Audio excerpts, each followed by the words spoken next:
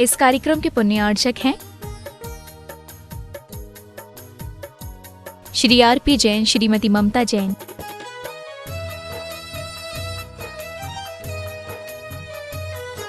श्री प्रशांत जैन, श्रीमती दिव्या जैन, पुत्र भरत जैन एवं पारस जैन एवं समस्त परिवार, मुंबई।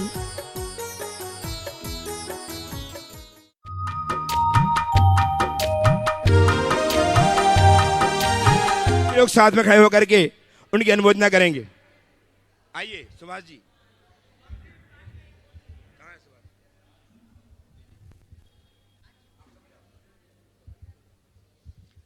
बोलिए आचार्य विद्यासागर जी महाराज की जय। बोलिए प्रमाण सागर जी महाराज की जय।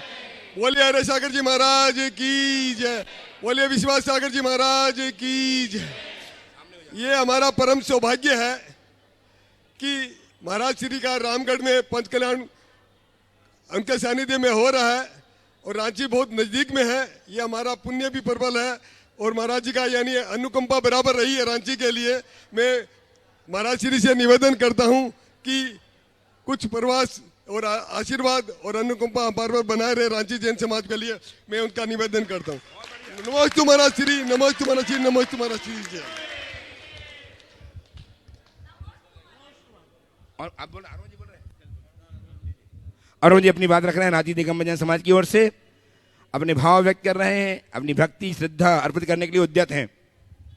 नमस्तु, हेलो, नमस्तु गुरुदेव, नमस्तु तीनों महाराजों के चरणों में नमस्तु। मैं खुली आंखों से जन्नत को देखता हूं, मैं खुली आंखों से जन्नत को देखता हूं। पंडित जी साहब, अधिकतर लोग सपने में जन्नत देखते हैं, मैं खुली आंखों से जन्नत को देखता हूं जब इन आंखों से गुरुवन को देखता हूं। महाराज श्री, आपसे विनती है कि जैसा भी हो समय निकाल करके संक्षिप्त प्रवास और चातुर्मास दोनों रांची को दे।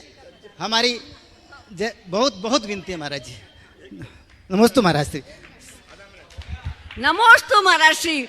महाराज श्री, हम सब के ऊपर कृपा करिए, वात्सल्य दो महाराज श्री। आप कितने हम लोग के ऊपर चरण राज आपकी रांची में पड़े। नमोस्तु महाराज श्री, नमोस्तु महाराज श्री, नमोस्तु। बहुत शुभ कार्य हुए हैं आज। परसों अक्षय तृतीया के दिन गुरुदेव ने दान की महिमा बताई और प्रेरणा दी लोगों को, इस हजारीबाग नगर के सुश्रावकों को, कि इस मंदिर में साधु तो आते हैं लेकिन साधु के लिए स्थान नहीं है। प्रेरणा दी और प्रेरणा फलीभूत हुई।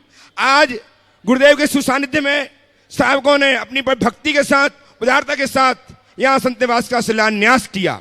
इस शिलान्यास में अपनी सहभागिता दर्ज कराई और बाद में 3 नए नाम और आए। श्रीमान चंद्र प्रकाश जी, लता जी पांड्या, हजारीबाग आए, परिवार के साथ आए। गुरुदेव चरणों की अभिवंदना करें, आशीर्वाद प्राप्त करें। श्रीमान चंद्र प्रकाश जी, लता जी पांड्या, हजारीबाग, शीघ्रता से आइएगा, सम्मान कराएंगे, सम्मान करेंगे। मोहरा जी अध्यक्ष जी इनका सम्मान भी करेंगे, तिलक बंधन करें, गले में माला पहनाएं, लिए श्रीफल लीजिए। कोई भी महिला मंडल से मंत्राणी जी आ जाए सम्मान करने के लिए, लीजिए। श्रीमान नेमीचंद जी, सुशीला देवी विनायका, एनसी जैन ब्रदर्स परिवार, ये पूरा परिवार आ जाए, गुरुदेव चरणों का अभिवंदन करें। इन्होंने भाव व्यक्त किए, शिलान्यास किया, अपने जीवन को धन्य किया। इस परिवार 4 नाम शिलान्यास में आए। बहुत बहुत साधुवाद के साथ आप तालियां बजा करके इनके सत्कार की अवमानना कीजिएगा। नेमीचंद जी, सुशीला देवी विनायका, एनसी जैन ब्रदर्स परिवार, शीघ्रता से सारा परिवार आ जाए, गुरुदेव चरणों की अभिवंदना करे, आशीर्वाद प्राप्त करे और उनका सम्मान करके गौरवान्वित हो दिगंबर जैन समाज हजारीबाग। उनके अध्यक्ष जी, महामंत्री जी सम्मान करेंगे एनसी जैन परिवार का। आ जाइए, जितने लोग जितने उपस्थित हैं आ जाएं। एनसी जैन परिवार जितने लोग आ जाएं प्लीज। श्रीमान निर्मल जी, हीरा जी, नवीन जी, नवनीत जी, विनायका परिवार, निर्मल जी, हीरा जी, नवीन जी, नवनीत जी, विनायका परिवार हजारीबाग, इन्होंने भी अपने भाव व्यक्त करके अपने जीवन को धन्य किया है। धर्मचंद जी, उषा और आशा विनायका, सुरेश आशा जी विनायका, इन्होंने भी अपने भाव व्यक्त करके यह सौभाग्य प्राप्त किया। बहुत बहुत साधुवाद, आपकी तालियां लगातार बजती रहें। आइए आइए, सुरेश जी विनायका, विनायका परिवार ही ना, आशा जी विनायका, सुरेश जी विनायका, आशा जी, इनका सम्मान करने के लिए धीरेन्द्र जी अध्यक्ष श्रीमान पवन जी बोहरा साहब, महामंत्री दिगंबर जन समाज विभाग, सम्मान करें। आपकी तालियां सम्मान के लिए बजती रहें। लगातार शादियां बजती, ऐसा शुभ कार्य हो रहा है जहां साधु आएगा तो रुकेगा, मन मनाएगा रुकने का कि बहुत अच्छा है, संत निवास है, यहां जरूर रुकना चाहिए। नीलू जी का सम्मान कर। नीलू जी आइए, सम्मान कर। माला पहनाओ, लीजिए माला पहनाइए, दुपट्टा उठाइए, तिलक लगाइए। चलिए दुपट्टा उठाएं। आपकी तालियां लगातार बजती रहें, तालियां लगातार बजती रहें। सम्मान इनका नहीं, आपका सम्मान हो रहा है, आपकी समाज का सम्मान हो रहा है, जबकि इन्होंने अपनी उदारता प्रकट की है और ऐसे सत्कार में अपने आप को लगाया हुए। दो नाम कौन है? टीकम चंद जी, सतीश कुमार जी सेठी, ये भी आ जाएं, गुरुदेव चरणों के अभिवंदन करें। टीकम कुमार जी, सतीश चंद जी सेठी, राजेश पाडोजी जी का परिवार, वो भी आ जाएं, गुरुदेव चरणों के अभिवंदन करें, आशीर्वाद प्राप्त करें। इन्होंने अपनी सहभागिता इस कार्य में, शुभ कार्य में लगाई है। बहुत बहुत साधुवाद के साथ आमंत्रित कर रहा हूं। शिक्षक से आ जाएं, टीकम चंद जी, सतीश कुमार जी सेठी परिवार, नीरू जी,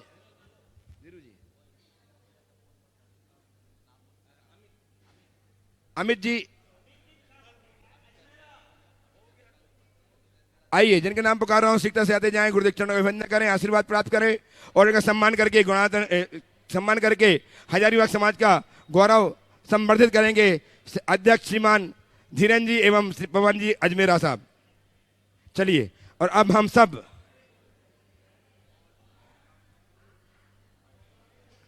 सब चाहते हैं नेमी चंद जी, सुनील कुमार जी शिक्षक से आ जाएं, निर्मल कुमार जी गंगवाल वो भी आ जाएं, निर्मल कुमार जी गंगवाल, नेमी चंद जी, सुनील कुमार जी। सम्मान करने के लिए श्रीमान पवन जी बोहरा साहब, श्रीमान धीरेन्द्र जी सम्मान कीजिएगा। आप तालियां लगातार बजती रहें, आप सम्मान करें, आप तालियां सम्मान के रूप में बजती रहनी चाहिए। आइए श्रीमान, आपका नाम, आप आइए, आगे आइए, जाइए। सुनील जी विनायका साहब आइए, आपकी तालियां लगातार बजते, सम्मान हो रहा है उन व्यक्तित्वों का। लो भैया, ये लो। चलिए, और हम सब शिक्षा कीजिए। आज की शिलान्यास क्रिया में दीपक जी, ललित जी ने बहुत सहयोग प्रदान किया है। वे आए, गुरुदेव चरणों का अभिवंदन करें, आशीर्वाद प्राप्त करें। दीपक जी, ललित जी ने शिलान्यास में अपना सहयोग प्रदान किया है। साधुवाद के साथ उन्हें आमंत्रित कर रहा हूं कि वे गुरुदेव चरणों के अभिवंदन करके आशीर्वाद प्राप्त करें। बटेश्वर जी मेहता साहब हमारे बीच में आज गुरुदेव के चरणों के वंदनार्थ पहुंचे हुए हैं। बटेश्वर जी मेहता साहब आए, गुरुदेव चरणों में सिफर पर आशीर्वाद प्राप्त करें और इनका सम्मान। वो हो गया,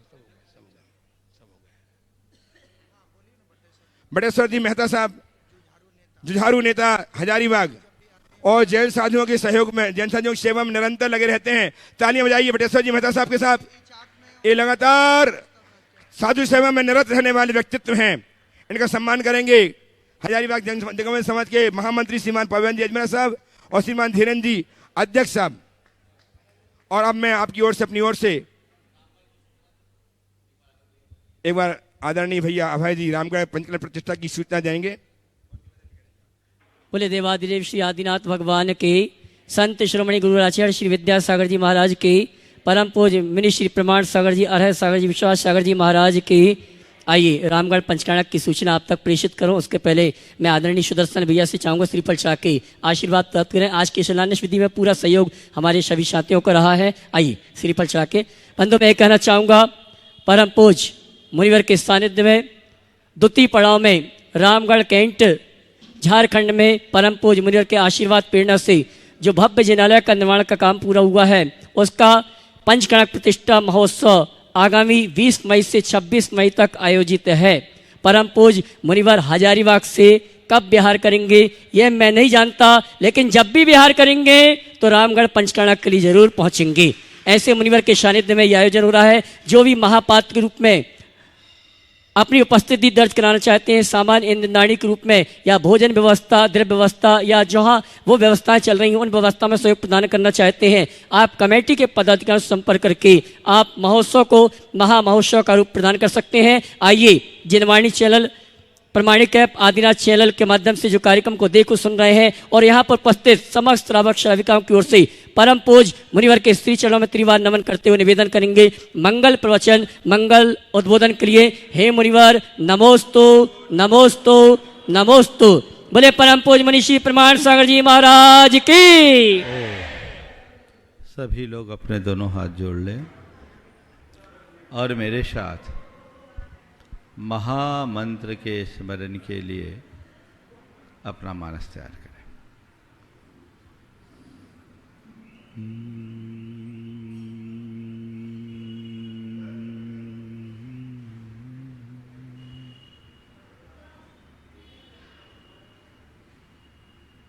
नमो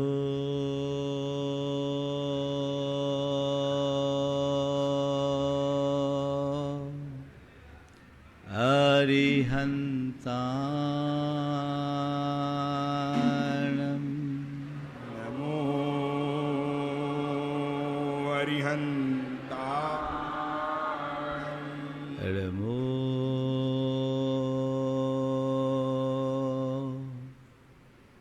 सिद्धाणं नमो सिद्धाणं नमो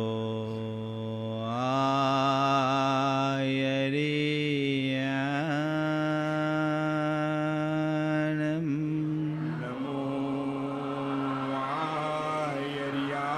आयर्याणं नमो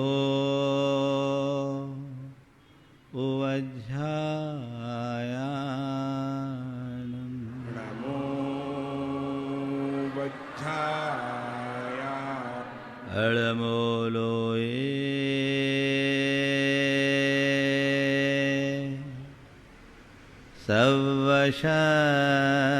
सवशहणं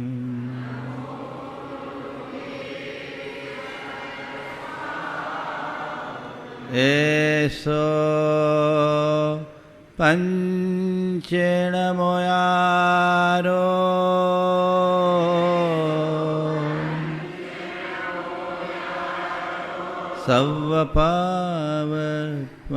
सवपावपनाशिनो मंगलालं च सवेसिं पढ़ेमं होय मंगलम्। जय बोलो देवादिदेव 1008 श्री भगवान महावीर स्वामी की, अहिंसा परमो धर्म की, परम पूज आचार्य गुरुवर श्री विद्यासागर जी महाराज की जय जय जय। परम पूज्य महामना मुनिराज प्रमाण सागर जी महाराज की, परम पूज्य अरह सागर जी विश्वास सागर जी महाराज की। एक बार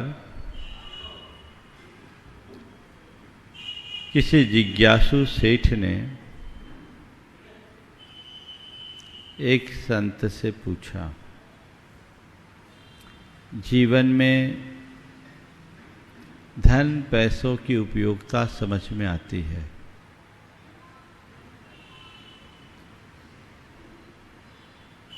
यश प्रतिष्ठा और प्रभाव का प्रभाव भी दिखाई पड़ता है, शरीर के स्वास्थ्य का महत्व भी समझ में आता है, लेकिन धर्म का कोई सीधा लाभ दिखाई नहीं पड़ता। फिर भी आज सबसे ज़्यादा धर्म की दुहाई क्यों दी जाती है? उसकी जिज्ञासा सुनकर संत मुस्कुराए और पास खड़ी हवेली की ओर इशारा करते हुए पूछे, तुम्हें हवेली दिखाई पड़ रही है? बोले हाँ दिख रही है। पूरी हवेली देख रहे हो? हाँ पूरी हवेली देख रहा हूं।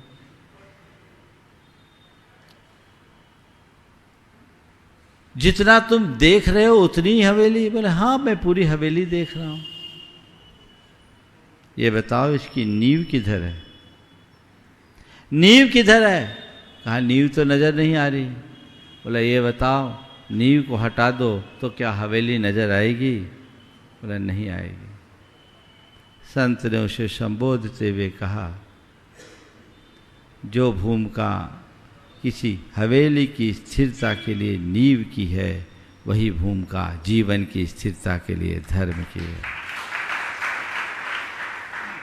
जब कभी किसी मकान पर दृष्टि जाए, मकान दिखेगा, उसकी दीवारें दिखेगी, उसका एक एक कक्ष दिखेगा, उसका सारा सौंदर्य दिखेगा और उसकी उपयोगिता भी दिखेगी। नींव नजर नहीं आती लेकिन वो आधार है।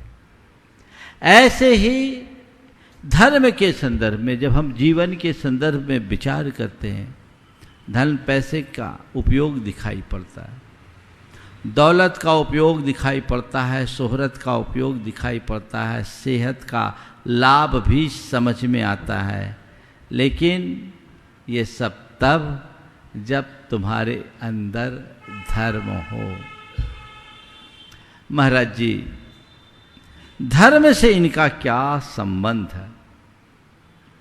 जीवन में नींव और मकान का संबंध तो समझ में आता है, पर धर्म को हम अपने जीवन के नींव के रूप में कैसे देखें समझ में नहीं आता। आज मैं आपको कुछ वही समझाना चाहता हूं। किसी व्यक्ति के पास बेशुमार दौलत है और उसका दिमाग असंतुलित है, उस दौलत का कोई उपयोग है?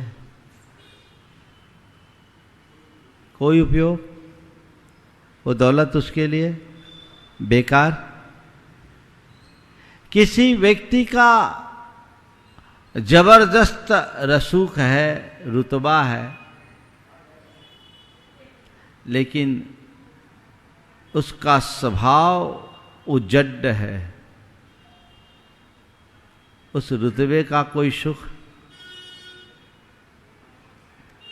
बड़ा उग्र है, मिजाज खराब है, उससे उसका कोई सुख नहीं मिलेगा। शरीर तो ठीक है, मन ठीक नहीं है, तो उसको कुछ मिलेगा क्या? नहीं मिलेगा ना। तो दौलत, शोहरत और सेहत हमें तभी सुखी बना सकते हैं जब हमारा मन ठीक हो, और मन को पैसों से ठीक नहीं किया जा सकता, मन प्रभाव से ठीक नहीं होता, और शरीर के स्वस्थ होने पर भी मन का स्वस्थ रहना अनिवार्य नहीं है। मन ठीक होगा कब? जब हमारी भावनाएं अच्छी होगी, और भावनाओं को ठीक करने वाला कौन है? धर्म है। समझ गए? आज 4 बातें मैं आप सबसे करूंगा। धर्म क्यों, धर्म क्या, धर्म कब और धर्म कैसे, ये 4 सवाल है। आप सब धर्म करते हो, क्यों करते हो? यहां जितने बैठे हैं सब धर्मी हैं, अपने दिन की शुरुआत ही धर्म से करते हैं, आंख खोलते ही प्रभु का स्मरण करते हैं। क्यों करते हो? बोलिए। हाँ, ये तो मेरा प्रवचन सुन के बोल रहा है। अपने मन से बोलो। मैं बताऊं, 4 दृष्टियों से लोग धर्म करते हैं। ज़्यादातर लोग माँ बाप ने जो परंपरागत संस्कार दिए हैं उससे प्रेरित होकर धर्म करते हैं। हमें बचपन से सिखाया गया है मंदिर जाना है, पूजा पाठ करना है, दान धर्म करना है, तो हम करते आ रहे हैं। धार्मिक संस्कार से प्रेरित होने के कारण धर्म करते हैं, एक दृष्टिकोण। बहुत सारे लोगों का ये ख्याल है हम धर्म करेंगे, हमारा धंधा अच्छा चलेगा, रुके काम पूरे हो जाएंगे, भगवान की पूजा भक्ति करेंगे तो हमारे जीवन में किसी प्रकार का दुख दारिद्र नहीं होगा। इस भाव से प्रेरित होकर धर्म करने वाले लोग भी बहुत हैं। एक जगह एक युवक था, वो अभिषेक करता था। नवयुवक अभिषेक किया और अभिषेक ही नहीं किया, वो अपने साथ 2500 को अभिषेक में लगा दिया। लोगों ने बोला महाराज जी इस व्यक्ति ने खुद अभिषेक करना शुरू किया, 2500 को लगा दिया। मतलब बहुत अच्छी बात है भैया, तुमको अभिषेक से ऐसा कौन सा सुकून मिला कि तुम अपने साथ 2500 को लगा दिया। बोला महाराज मेरे पिछले 7 साल का अनुभव था, जिस धंधे में काम करते हाथ डालते थे नुकसान होता था, लेकिन जब से मैंने अभिषेक करना शुरू किया अब मुड़ के नहीं देखा। मैं सबको बोलता हूँ भगवान का अभिषेक करो, तुम आगे बढ़ोगे। अच्छी बात है, अभिषेक करने से रुकावट दूर हो गए, लेकिन कोई ज़रूरी नहीं। बहुत सारे ऐसे लोग हैं जो अभिषेक की करते पर जहाँ के तहाँ रुके हैं। पर ये भी एक भावना है, ये भी एक प्रेरणा है, यद्यपि एक निमित्त है कर्म को काटने का, अंतराय टालने का। इसकी चर्चा मैं अभी नहीं करूँगा, लेकिन ये भी एक दृष्टिकोण है। धर्म धारण करने का, धर्म करने का तीसरा दृष्टिकोण है स्वर्ग या मोक्ष जाने का।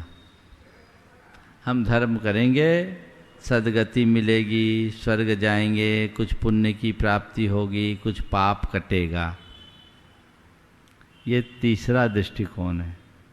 इस दृष्टि से भी बहुत लोग पूजा करते हैं, पाठ करते हैं, धर्म की क्रिया करते हैं,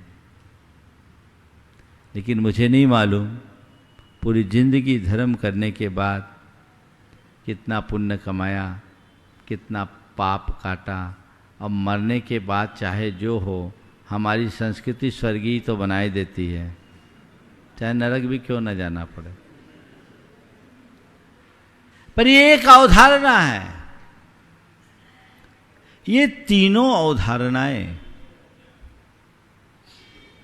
बड़ी उथली है। धर्म की मूल अवधारणा क्या होनी चाहिए?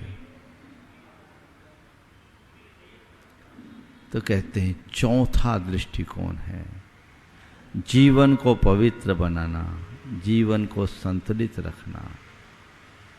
ये हमारे धर्म धारण करने का मूल उद्देश्य है। हम और सभी साधनों और आलंबनों से जीवन को सबल बना सकते हैं, पर संवार नहीं सकते। धन तुम्हारे लिए एक शक्ति के रूप में प्राप्त होता है, सत्ता का भी अपना एक प्रभाव है, और शरीर का बल और सेहत भी तुम्हारे लिए एक शक्ति है। लेकिन ये सब बाहरी शक्ति है। ये तुम्हें सबल बनाएंगे, ये तुम्हें समर्थ बनाएंगे, पर ये तुम्हें भीतर से स्वस्थ नहीं रहने देंगे। ये तुम्हें समृद्ध बना सकते हैं, पर संतुष्ट नहीं। ये तुम्हें सबल बना सकते हैं, पर संवार नहीं सकते। जीवन का लक्ष्य जीवन को संवारने का होना चाहिए, और जीवन को संवारने के लिए धर्म के अलावा और कोई रास्ता ही नहीं है। ये सौभाग्य मानो, माँ बाप का उपकार मानो कि उन्होंने तुम्हें ऐसे संस्कार दिए कि बचपन से तुम धर्म से जुड़ गए, यदि धर्म से नहीं जुड़े होते तो व्यसनी और व्यभिचारी बन गए होते, आवारा अपराधी बन करके घूमते रहते। उन्होंने तुम्हें धर्म का पाठ पढ़ाया, धर्म की महिमा बताई, जीवन की मर्यादा का ज्ञान कराया।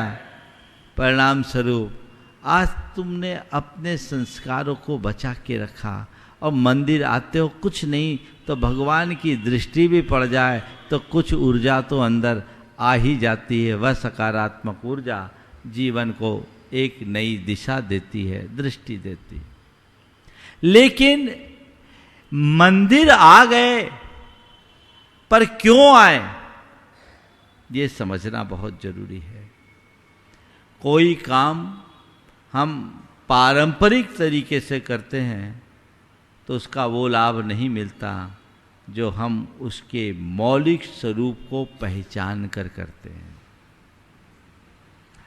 मंदिर आप रोज आते हो, पूजा पाठ नित्य करते हो, लेकिन रोज मंदिर आना, नित्य पूजन पाठ करने का जो आनंद है, अगर अंतर की दृष्टि को जगा करके करोगे तो वो आनंद उससे 1000 गुना अधिक होगा। प्रयोजन होना चाहिए। तो परंपरागत रूप में धर्म करने वाले लोग धार्मिक हो सकते हैं, पर उनके आचार व्यवहार में परिवर्तन कोई जरूरी नहीं है। ऐसे धार्मिक लोगों की संख्या बहुत है जो 2-2 घंटा भगवान की सेवा पूजा करते हैं और बाहर निकलते ही आसमान फाड़ देते हैं। अपने आवेग में, अपने आवेश में, अपने स्वभाव में, अपने भाव में, अपने बर्ताव में बदलाव नहीं तो पूजा का क्या लाभ। संत कहते हैं पारंपरिक तरीके से धर्म करने पर तुम धार्मिक बन जाओगे, धर्मात्मा नहीं। लोगों की दृष्टि में तुम धर्मात्मा के रूप में जाने जाओगे, अपनी पहचान बना लोगे, लेकिन अंदर से खोखले। मुझे धार्मिक नहीं धर्मात्मा बनना है। क्या बनना है? धार्मिक और धर्मात्मा में क्या अंतर है? बहुत छोटा सा अंतर है। धार्मिक वह जो धर्म की क्रिया करे और धर्मात्मा वह जो धर्म को आत्मा में बसा ले, बस ज्यादा अंतर नहीं। धार्मिक वह जो धर्म की क्रिया करे और धर्मात्मा वह जो धर्म को आत्मा में बसा ले। धर्म की क्रिया करने वालों का धर्म घंटे 2 घंटे तक सीमित रहता है और धर्म को आत्मा में बसा लेने वाले धर्मात्मा का धर्म उसके प्रत्येक विचार और व्यवहार में परिलक्षित होता है। अपने प्रत्येक विचार और व्यवहार में घटित करे। वह तब होगा जब हम धर्म के मूलभूत प्रयोजन को समझ करके आगे चलेंगे। अगर हम इस भाव से धर्म करते हैं कि धर्म करेंगे तो धंधा चलेगा, कदाचित चल जाए, क्योंकि कुछ न कुछ पुण्य तो आता है, बहुतों का चल जाता है, पर वो धर्म नहीं है, वो तो एक प्रकार का सौदा है। और ऐसे लोगों की श्रद्धा कब गड़बड़ा जाए पता नहीं। कई लोग कहते हैं मैंने इतना धर्म किया, भगवान ने हमको क्या दिया। तो पहले ये तो बता तुमने भगवान को दिया भी क्या है। ये सोच उल्टी है। भगवान कहते हैं मैंने तुझे क्या दिया है भूल जा, मैं तुझे देना भी चाहूं तो दे नहीं सकता। संसार में कोई किसी को दे नहीं सकता। हाँ, व्यक्ति अपनी भावना और विशुद्धि से सब कुछ पा जरूर सकता है। भगवान देने वाले नहीं हैं, तुम पाने वाले जरूर हो सकते हो। बात को थोड़ी गहराई से समझना, ये दार्शनिक बात है, पर इसमें जीवन की बहुत बड़ी सच्चाई है। भगवान अगर देने वाले होते ना तो तो वो तो करुणा निधान है, सबका दुख दूर कर देते हैं। बोलो, एक थोड़ी सी करुणाशील व्यक्ति के हृदय में ये भाव होता है कि सबका मंगल हो, सबका दुख दूर हो, तो भगवान तो परम कारुणिक है, वो चाहेंगे कि किसी को दुख हो। भगवान अगर भगवान के हाथ में होता तो संसार में दुख ही नहीं होता। पर भगवान जानते हैं कुछ भी मेरे हाथ में नहीं, मेरे हाथ में क्या, किसी के हाथ में नहीं, सब सबकी परिणति के हाथ में है। तो जिसका सुख है, परिणति में सुख है, वो सुखी है, परिणति में दुख है सो दुखी है। मैं क्या कर सकता हूँ, मैं तो केवल जान और देख सकता हूँ, और भगवान केवल ज्ञाता दृष्टा है। न वो तुमसे लेने वाले हैं न देने वाले हैं, तुम उनसे पा सकते हो प्रेरणा, और प्रेरणा से उत्पन्न विशुद्धि, जिसके फल स्वरूप तुम्हें वह सब कुछ मिल सकता है जिसके तुम हकदार हो। ये कर्तृत्व की बुद्धि हमें बहुत दुखी करती है।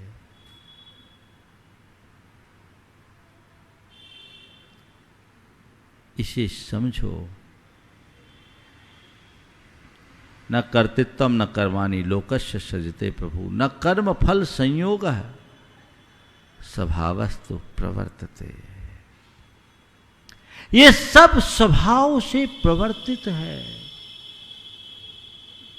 भगवान नहीं कर सकते तो फिर भगवान के पास इस भाव से जाते क्यों?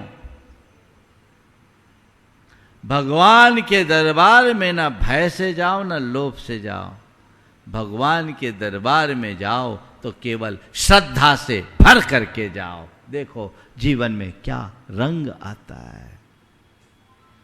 बहुत सारे लोग भय और लोभ के वशीभूत होकर धर्म करते हैं। ऐसे लोग थोड़े अंधविश्वासी टाइप के होते हैं, और इन लोगों का बड़ा भयादोहन भी होता है। इसी के नाम पर लोगों की दुकानदारी भी चलती। ऐसा करो तो ऐसा होगा, ऐसा करो तो ऐसा होगा, ऐसा करो तो ऐसा होगा, और फिर ढेर दुकानदारी चलती नहीं। इस तरह की धारणा से बाहर आओ। ये वस्तु का स्वरूप नहीं है। भगवान के चरणों में श्रद्धा से भर कर जाओ। मैंने एक वाक्य कहा था, भगवान कुछ देते नहीं, दे नहीं सकते, पर तुम सब कुछ पा सकते हो। और किसके बल पर पा सकते हो? अपने भावों के बल पर, अपनी विशुद्धि के बल पर। तुम्हारी भाव विशुद्धि जितनी प्रगाढ़ होगी, तुम्हारा पुण्य उतना गाढ़ा होगा, और जितना पुण्य गाढ़ा होगा पाप उतना हल्का होगा, और जितना पाप हल्का होगा जीवन उतना संवरेगा। तो अपने भावों को निर्मल बनाओ। मैं यहां आया हूं, किस लिए आया हूं? मन को चार्ज करने के लिए आया हूं। काम क्रोध लोभ मोह से मैं 24 घंटा घिरा हूं। यहां आकर के भी वही खोजूं तो मैंने क्या पाया? अपने मन को टटोलना। बहुत आयत लोग धर्म क्षेत्र में भी इनकी ही पुष्टि करते हैं। वही काम क्रोध लोभ मोह भर जाता है, क्योंकि संस्कार में है। नतीजा धर्म करने के बाद भी धर्म का असर नहीं दिखता। तो धर्म को श्रद्धा से भर करके करो, भय काम और लोभ वश मत करो। पुण्य पाने के लिए धर्म, तीसरा दृष्टिकोण। पाप काटने के लिए धर्म या स्वर्ग जाने के लिए धर्म। मैं आपसे कहता हूं, पुण्य पाने के लिए धर्म मत करो, जीवन को पुण्य बनाने के लिए धर्म करो। क्या बोल रहा हूं? पुण्य पाने के लिए धर्म मत करो, जीवन को पुण्य बनाने के लिए धर्म करो। पुण्य पाने और पुण्य बनाने में क्या? तुमने अभी तक कितना पुण्य कमाया, कोई हिसाब है? केवल एक प्रकार की आत्ममुग्धता है कि हमने गुरुओं के मुख से और शास्त्रों से ये सुन रखा है कि धार्मिक क्रिया करने से पुण्य आता है, पर कभी आता हुआ पुण्य देखा, एहसास हुआ? तो केवल एक विश्वास है ना तुम्हारा। ये विश्वास झूठा भी तो हो सकता है। बोलो, हो सकता है कि नहीं? बोलो, क्या हो गया? इतने दबे जवान में क्यों? हो सकता है। अगर ये विश्वास झूठा है तो तुम्हारी पूजा सच्ची होगी क्या? तुम्हारा धर्म सच्चा होगा क्या? नहीं। हाँ, मैं आपसे कहता हूं, ये सच है कि धर्म का कार्य करने से, धर्म की क्रिया करने से पुण्य का संचय होता है, लेकिन वह भी तभी जब अंतःस्पर्शी धर्म हो। पुण्य का बंध हुआ, मेरा पाप कटा, कैसे जाने? तो हमारा सिद्धांत कहता है कि पुण्य तभी बंधता है जब विशुद्धि होती है। अगर मन में विशुद्धि बढ़ रही है तो समझना घट में पुण्य भर रहा है। ये एक कसौटी है। मन में विशुद्धि बढ़ रही है तो घट में पुण्य भर रहा है। अब भरो जितना भर सकते हो। कितना भीतर पुण्य भरा इसका मुझे एहसास नहीं, पर मेरी विशुद्धि कैसी है इसका तो आभास है। तो किस पर ध्यान देना है? धर्म करते समय किस पर ध्यान देना है? विशुद्धि पर। तुम्हारी जितनी विशुद्धि बढ़ेगी उतना पुण्य बढ़ेगा, और जितनी विशुद्धि बढ़ेगी उतना कालुष्य मिटेगा। जितना कालुष्य मिटेगा उतना पाप कटेगा। लोगों ने तो भगवान की पूजा को पाप काटने की मशीन बना लिया और धर्म की क्रिया को पाप करने का लाइसेंस। खूब पाप करो और सवेरे से आके भगवान को अभिषेक करो, नहलाओ, पूजा करो और पाप साफ करके चले जाओ। क्योंकि महाराज जी लोग तो बोलते हैं कि सारा पाप भगवान का नाम लेने से कट जाता है, तो पाप खुल के करो, एक बार नाम ले लो, है ना? ये अवधारणा बदलनी चाहिए। क्यों? नाम लेने से पाप कटता जरूर है, लेकिन जितना कटता उससे अनंत गुना तुम लपेट भी लेते हो। इसलिए मैं कहता हूं, पाप काटने के लिए धर्म मत करो, पाप त्यागने के लिए धर्म करो। अंदर विशुद्धि, निर्मलता बढ़ेगी तो पाप रुचि अपने आप मंद होगी, और जिसकी पाप रुचि मंद होगी वो पापों का स्वतः परित्याग करेगा, पापों से दूर होगा, और जो पापों से दूर होगा वही स्वर्ग जाएगा। जो पापों में रमा रहेगा उसके लिए तो नरक में भी ठिकाना नहीं, है ना? अरे जीवन को अच्छा बनाओगे तभी ना स्वर्ग जाओगे। एक आदमी सपने में मरा, उसका लेखा जोखा देखा गया, तो सारे पाप ही पाप थे, कोई पुण्य था ही नहीं। उसने गिड़गिड़ाया और जो मिन्नत की कि हमें कैसे भी स्वर्ग भेज दो। तो कहा चलो तुमने बोला है तो हम तुम्हारे लिए स्वर्ग भेजने की बात सोचते हैं, पर अपने जीवन में कोई एक भी पुण्य का कार्य किया हो तो बताओ। बहुत याद किया और याद करने के बाद बोला हाँ एक बार याद आ गई, एक बार मैंने पुण्य किया। बोले क्या किया? बोले चवन्नी का दान किया था। चवन्नी का दान किया था। बोला अच्छी बात है तुमने चवन्नी का दान किया, ये बात तो ठीक है, लाए कहां से थे? बोले एक की अठन्नी चुराई थी। एक की अठन्नी चुराई थी।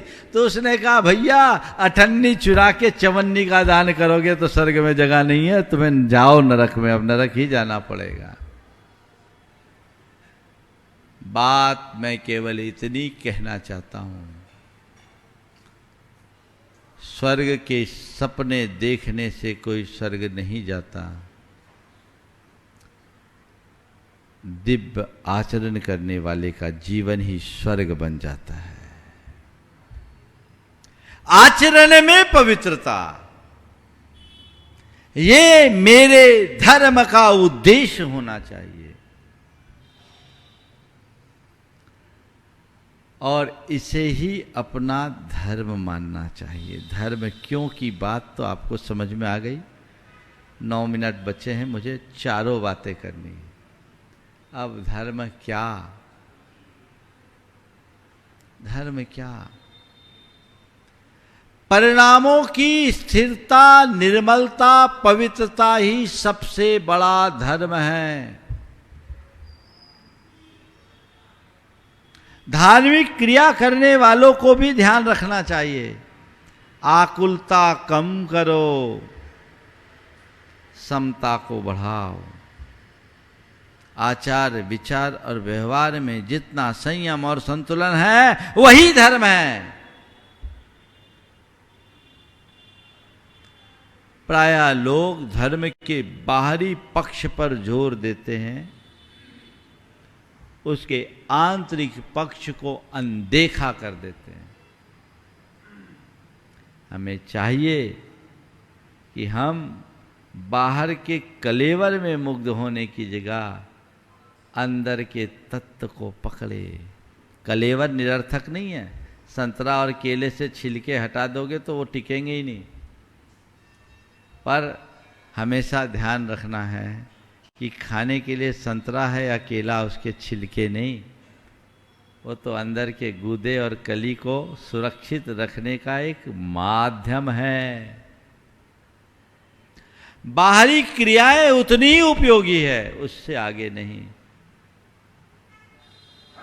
ये बात मनोमस्तिष्क में अंकित होनी चाहिए। कई बार मुझे तब बड़ा आश्चर्य होता है जब लोग धर्म की क्रिया करते करते भगवान के सामने भी उबल जाते हैं। वो क्रिया यांत्रिक है। अभी वो धर्म की क्रिया कर रहा है, सच्चे अर्थों में धर्म के स्वरूप को ही नहीं जाना। तो धर्म के आध्यात्मिक पक्ष को समझो, तब वो धर्म कहला पाएगा। और धर्म कब करो? प्राय लोग धर्म के संदर्भ में कहते हैं, किसी युवा से कहो तो कहता अभी तो हमारे खाने पीने के दिन हैं। भैया तेरे पास कितने दिन है तुझे पता है? कितने दिन है? 2 दिन की जिंदगी है, उसमें एक मौत का दिन है। इतना ही तो है कितने दिन? किसी को पता है? अगले पल का भरोसा नहीं है।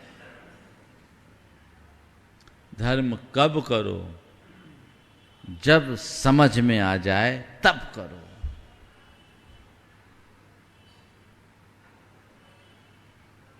जब समझ में आ जाए तब करो। मेरी प्राथमिकता में मेरा धर्म होना चाहिए, धार्मिक क्रियाएं होनी चाहिए, क्योंकि धार्मिक क्रियाओं से मेरा मन उद्दीप्त होता है, चार्ज होता है। और उस समय मुझे धार्मिक क्रियाएं और बढ़ चढ़ करके करना चाहिए जब मेरा मन अशांत और उद्विग्न होने लगे, ताकि मैं अपने मन को सही दिशा और दृष्टि देकर स्थिर कर सकूं। आप लोग अपनी मोबाइल को कब चार्ज करते हैं? जब फुल चार्ज होता है तब, या डिस्चार्ज होता है तब?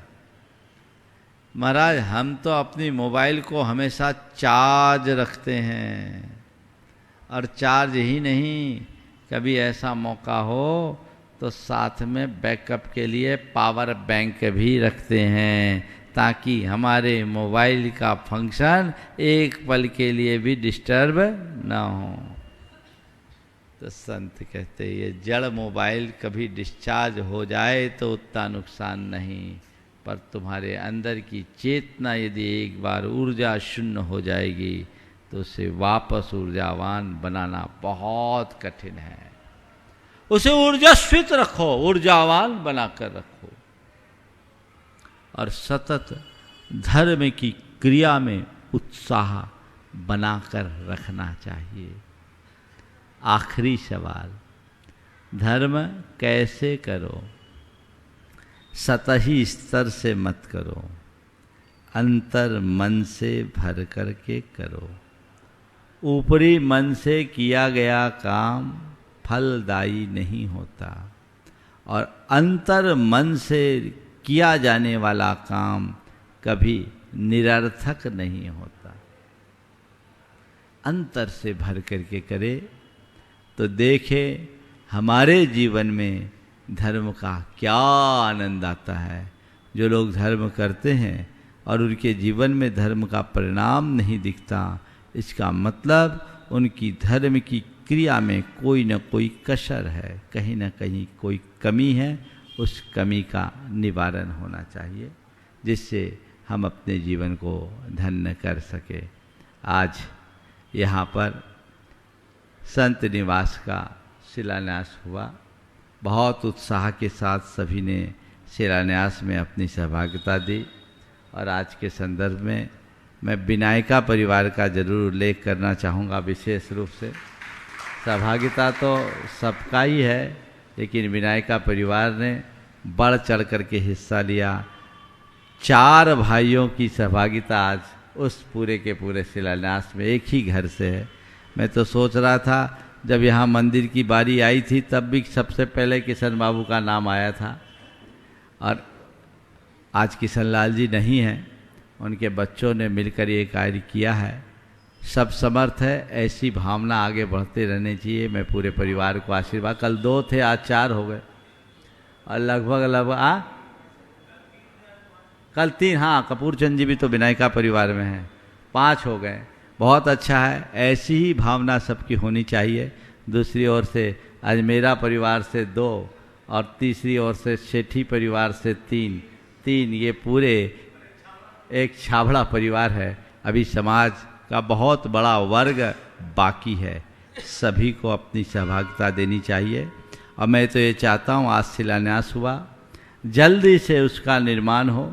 एक पांड्या परिवार भी है, आपके चंद्र प्रकाश भी जुड़ गया है जो निर्माण से जुड़ा है। इस कार्य को बहुत तत्परता से पूरा करना है और आगे बढ़ाना है।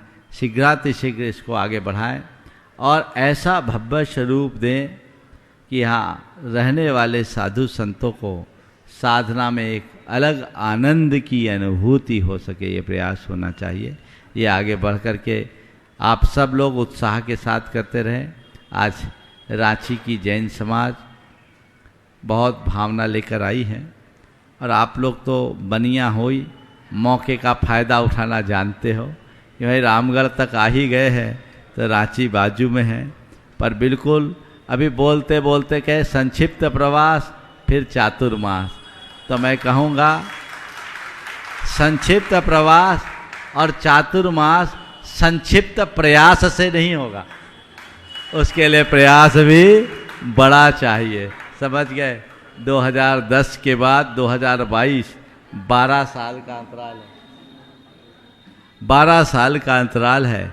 इस अंतराल के बाद ये निमित्त आया है, भावनाएं हैं। पर अभी मैं हजारीबाग वाले और रांची वाले दोनों से कहूँगा, पहले रामगढ़ वालों का ख्याल रखो। रामगढ़ के समाज हजारीबाग और रांची के बीच का कटोरा है, दोनों तरफ ऊपर है, बीच में नीचे है ना। नक्शे को देखोगे टोपोग्राफी हिसाब से तो रामगढ़ तो अंदर गड्ढे में, और दोनों तरफ 2 पहाड़ है, हजारीबाग और रांची। हजारीबाग और रांची के लोगों को चाहिए कि रामगढ़ वालों से कहो, हम तुम्हारे 2 सबल हाथ हैं, हम तुम्हारे साथ मिल कर के काम करें। इस आयोजन को अच्छे से सफलीभूत करना है, भावनाएं सबकी है। और देखिए किसका कैसा निमित्त आता है, भाव तो लेना ही चाहिए, रखना ही चाहिए, लाभ भी उठाना ही चाहिए।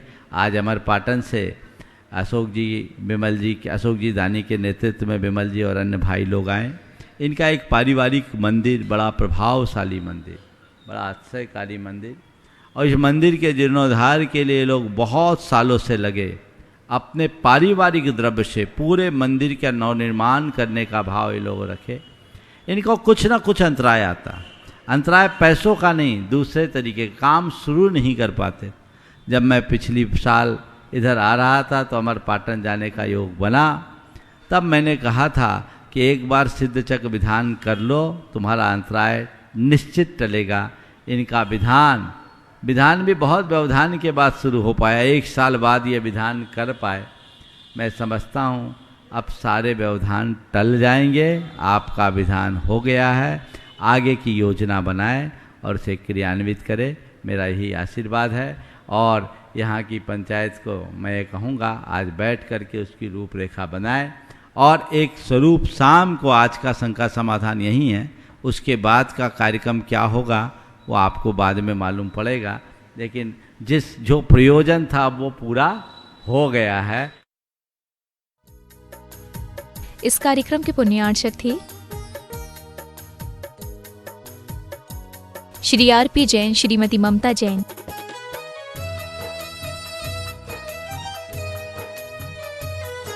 श्री प्रशांत जैन, श्रीमती दिव्या जैन, पुत्र भरत जैन एवं पारस जैन एवं समस्त परिवार, मुंबई।